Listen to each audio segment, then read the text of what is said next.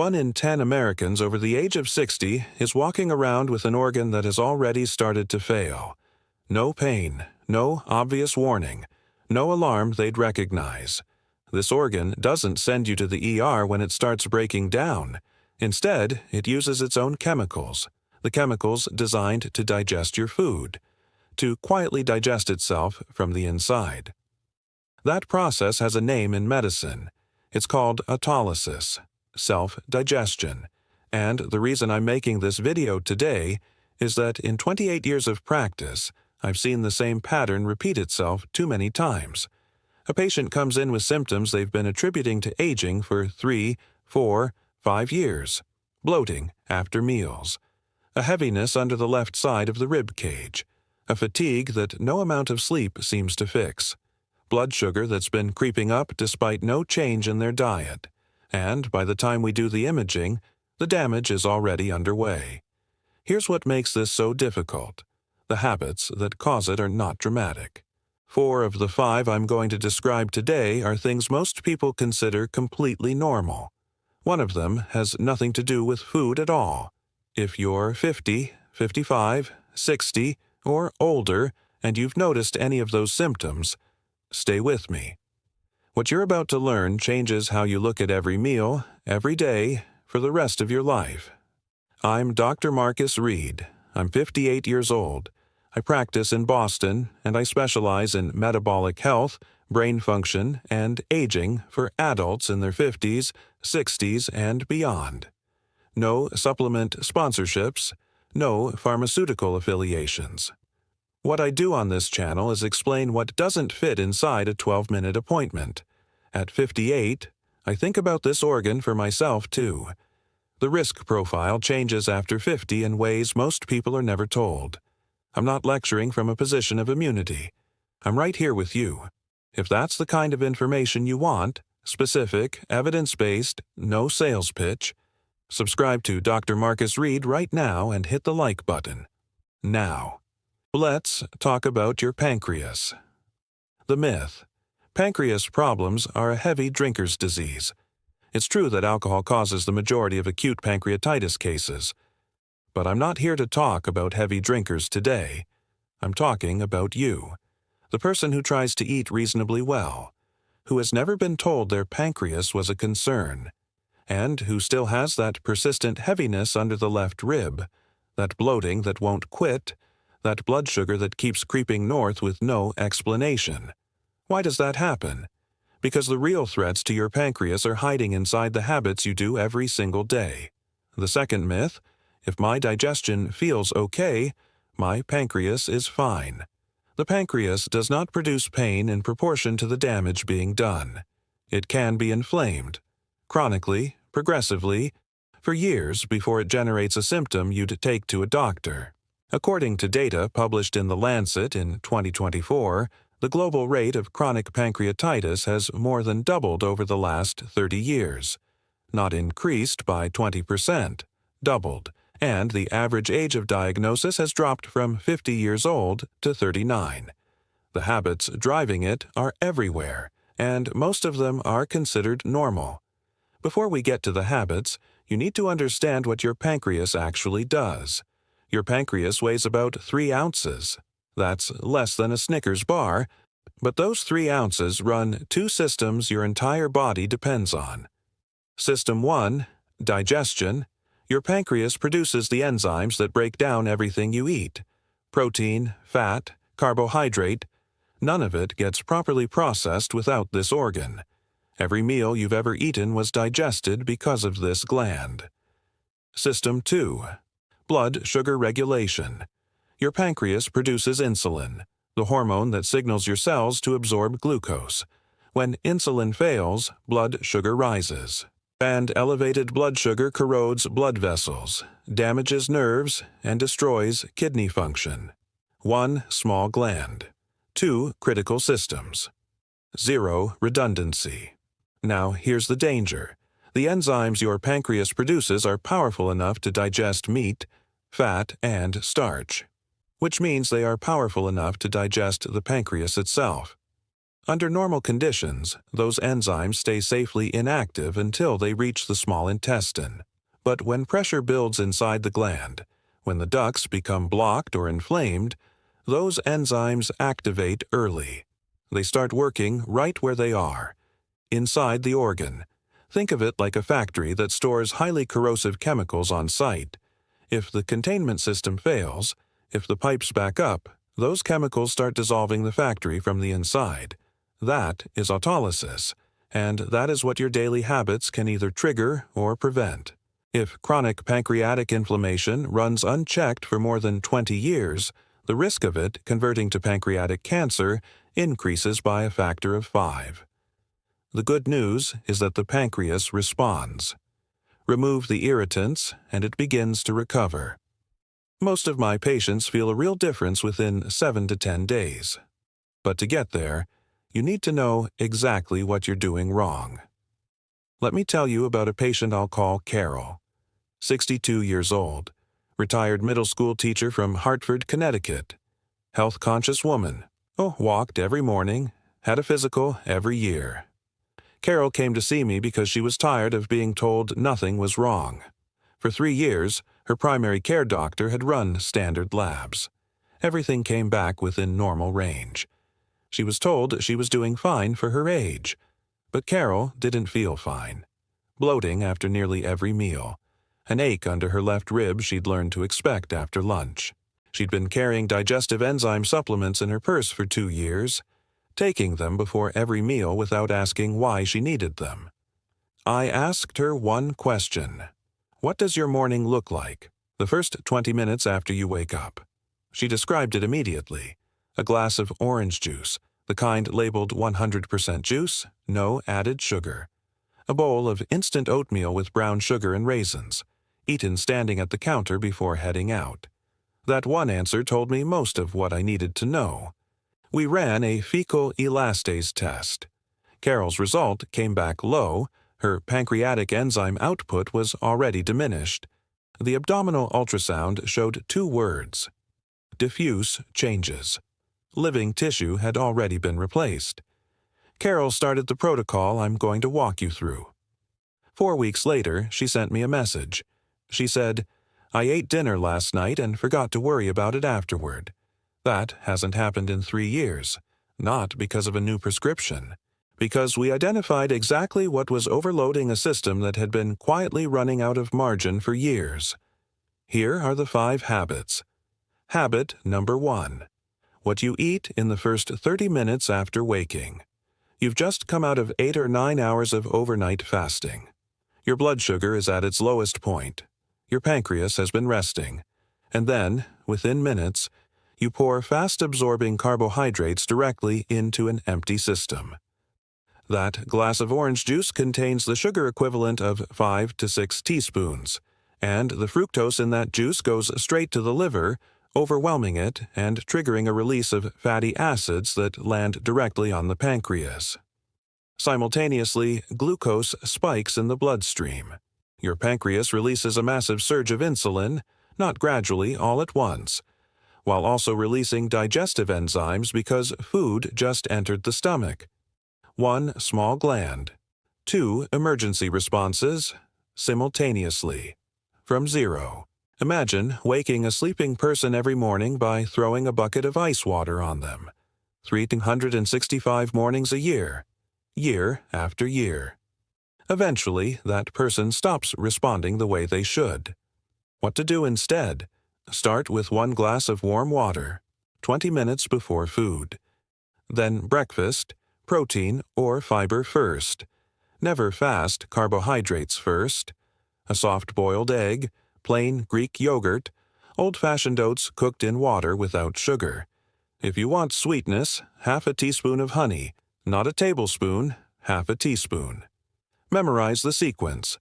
Warm water, 20-minute pause, protein or fiber, complex carbs last. That's not a diet. That's giving your pancreas the operating conditions it was designed for. Habit number 2. How often you eat and how much at once. Here's what I see constantly in people in their 50s and 60s. Small or no breakfast, Nothing during the day and then a full dinner. Soup, main course, bread, dessert, everything the body needed for the whole day, arriving in one sitting. Think of your pancreas as a small pump designed to deliver a thin, steady stream of digestive fluid. When you eat one large meal, you're demanding that pump fill a fire hose in 5 minutes. The ducts fill beyond capacity.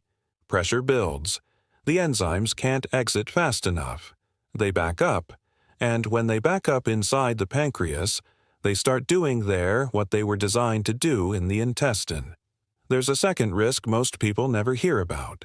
When you eat infrequently, bile stagnates in the gallbladder between meals, thickening and forming gallstones. The bile duct and the pancreatic duct share a single exit point into the small intestine. If a stone lodges at that junction, both ducts are blocked. The pancreas cannot drain. Acute inflammation follows. What to do instead? Eat 4 to 5 times a day. Portions no larger than 2 fists per meal. Between meals, a handful of walnuts, plain kefir, a piece of fruit. Stop eating just before you feel full. That buffer is where long-term pancreatic health lives. Habit number 3. The food combination nobody warns you about. Fat and sugar, together in the same meal. When you eat fat, your pancreas produces lipase, the enzyme that breaks down dietary fat. Fat digestion is the heaviest work your body performs. When you eat sugar, your pancreas simultaneously releases insulin to clear glucose from your bloodstream. When fat and sugar arrive together, your pancreas runs both systems at full intensity at exactly the same moment. Imagine asking someone to run a marathon and solve complex math problems simultaneously. Separately, they can handle both. Together, done repeatedly over years, the strain depletes whatever reserve they had. Over time, the pancreas develops fatty deposits, fat cells replacing functional tissue. This condition is called pancreatic steatosis. On an abdominal ultrasound, it appears brighter than normal. The radiologist writes 2 words: diffuse changes. If you've ever seen that phrase in your own imaging results, diffuse changes means functioning tissue has already been displaced. That is not a minor note. That is a finding. What to do instead? Don't combine fat-heavy and sweet foods in the same meal. A piece of dark chocolate after a light lunch is fine, but not paired with a fatty main course. If you're baking, make 3 swaps: whole grain flour for white, cut sugar by half, real butter instead of margarine. These 3 changes dramatically reduce the pancreatic load while keeping the food you love. Habit number 4. What you do in the 20 minutes after every meal. You just finished lunch. What happens next? For most people, the couch. 5 minutes to let the heaviness settle. This feels completely reasonable. And it is one of the most consistent forms of daily damage I see in patients with chronic digestive issues. When you eat, your pancreas releases enzyme fluid into the pancreatic duct, a narrow tube that opens into the small intestine. That duct operates on a gravity-assisted principle. When you're upright, gravity supports the flow. When you lie down, gravity disappears. The flow slows. Enzyme fluid pools inside the duct. Pressure builds. The enzymes can't exit. They back up. They activate inside the gland. When you lie down after eating, stomach acid can also reflux and reach the junction where the bile duct and pancreatic duct exit into the intestine. Acid exposure at that junction triggers spasm. Drainage is blocked. Enzymes are trapped. That 5-minute rest after lunch, every day, every meal, for years, compounds. What to do instead? 20 minutes of light upright activity after every meal. Walk around the block, do the dishes, stand at the window. Research shows that just 15 to 20 minutes of gentle walking after a meal improves pancreatic secretion drainage by 30 to 40% and simultaneously reduces blood sugar peaks. 1 action, 2 direct benefits. After you eat, stay upright for at least 20 minutes, and your last meal of the day should be at least 3 hours before sleep. Not 90 minutes, 3 hours. Habit number 5, the one that has nothing to do with food. This is the one most people least expect, and it may be the most destructive of all 5. It has nothing to do with what you eat. It has everything to do with what runs through your mind. There is a nerve, the longest nerve in your body, that originates in your brainstem, travels down through your neck, wraps around your heart and lungs, passes through your stomach, and reaches your pancreas. It's called the vagus nerve, and it controls your pancreas directly, commanding it to release enzymes or hold back, to relax the internal ducts or clamp them shut. The vagus nerve is a literal physical cable connecting your emotional state to your pancreatic function. When you feel calm, this nerve operates in rest and digest mode. Ducts relax. Enzymes flow in the right direction. Everything works. Now picture the other state. Lying awake at 2 a.m. running through financial worries. Waking up already carrying the weight of whatever is unresolved. Checking email before your feet hit the floor. That is chronic low-grade stress. In that state, your body shifts into fight or flight mode. Cortisol and adrenaline flood the system. Blood is redirected away from internal organs. Pancreatic ducts go into spasm. Blood flow to the gland drops. And then, in that state of chronic tension, you sit down to eat. The pancreas isn't ready. Enzymes are produced slowly. Food is incompletely broken down, hence the heaviness, the bloating. The food that sits too long. Researchers at Columbia University found that stress hormones trigger a chain reaction in pancreatic tissue, stimulating nerve endings that produce more stress hormones. Stress damages the pancreas. A damaged pancreas generates pain.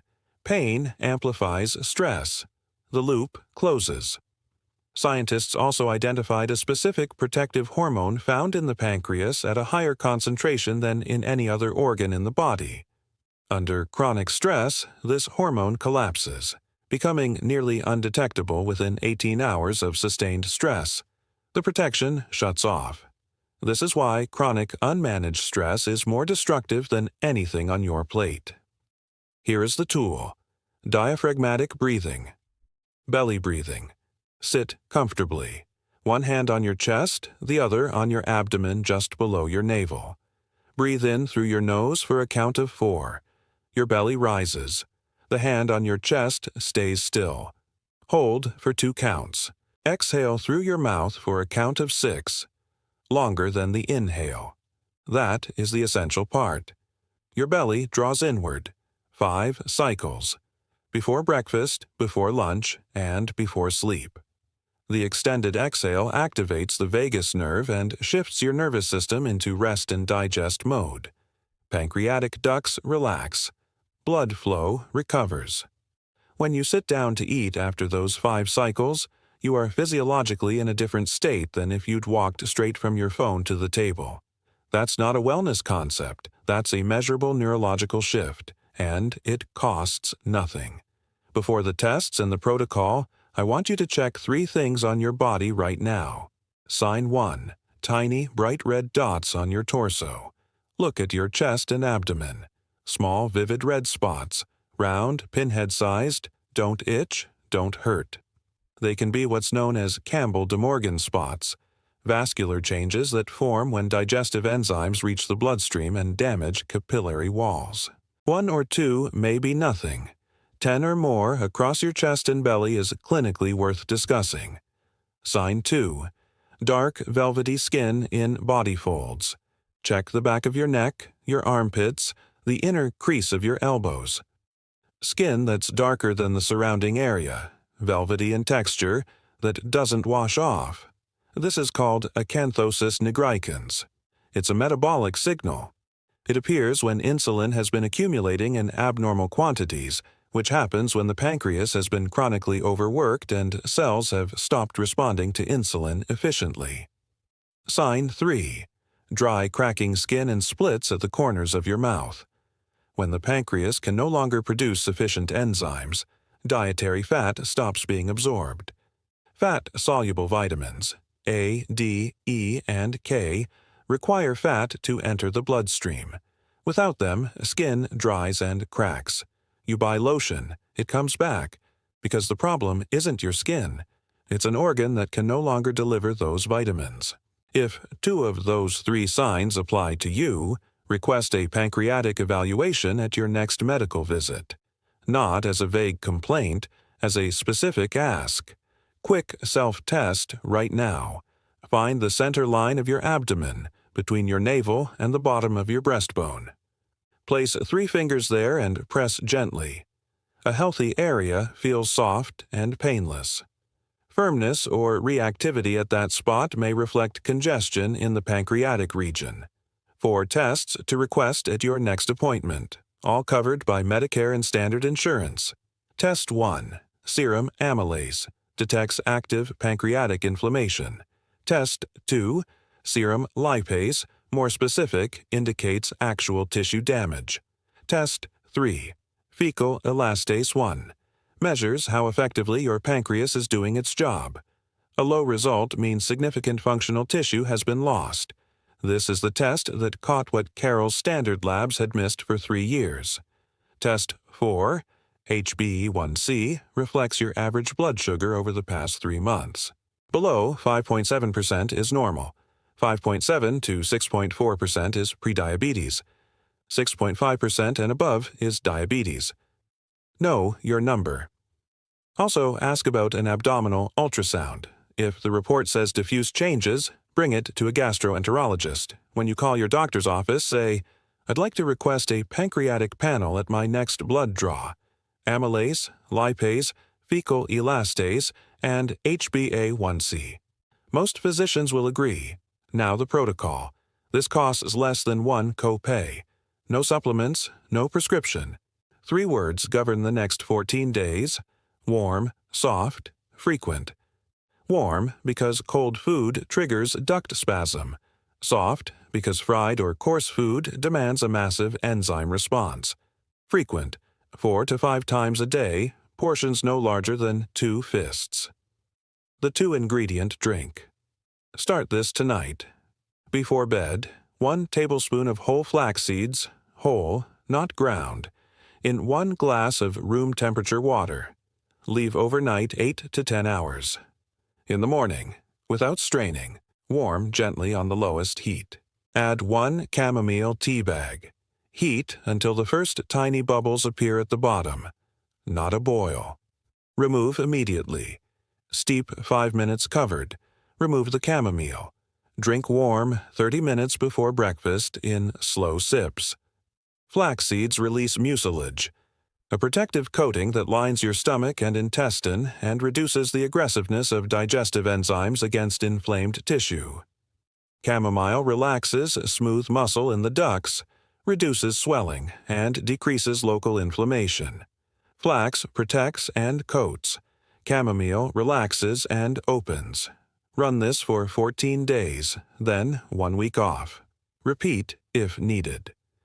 Most people notice the morning heaviness beginning to ease by day 3 or 4. Important, if you have gallstones, consult your physician before starting this drink. Remove for 14 days. Everything fried, spicy foods, carbonated drinks, processed and deli meats, sweetened cereals and instant oatmeal, and fruit juice. Meal sequence at every meal. In this order, vegetables or soup first, then protein, then complex carbohydrates last and in small amounts. One final warning. Around day 3 or 4, the heaviness eases.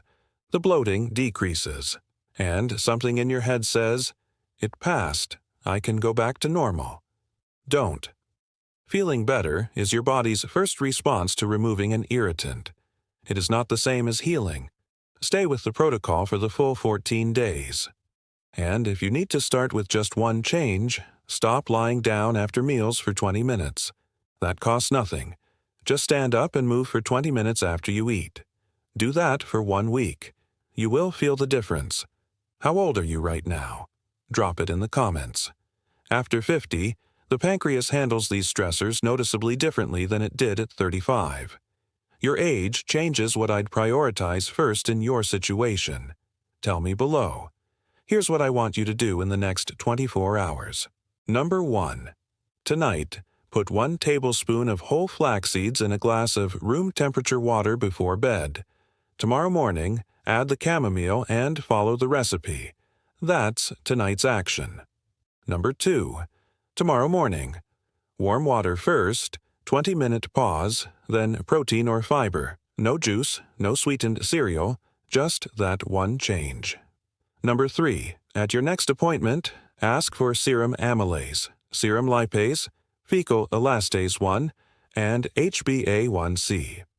If you've had an ultrasound that said diffuse changes, bring it to a gastroenterologist. Everything I've covered today is for your education and understanding. Your situation is unique. Use this as a starting point for a real conversation with your physician, not a substitute for one. If your last appointment gave you watch your diet and come back in a year, and something in your body keeps telling you that's not the whole story, that's what this channel is for. Subscribe to Dr. Marcus Reid. Hit the bell. And if you know someone in their 50s or 60s dealing with chronic bloating, fatigue after meals, or blood sugar that keeps creeping up, send them this video. I'll see you next time. We're covering why more than 60% of Americans over 55 wake up between 2 and 4 in the morning, and why it has nothing to do with insomnia. Take care of yourselves. I mean that.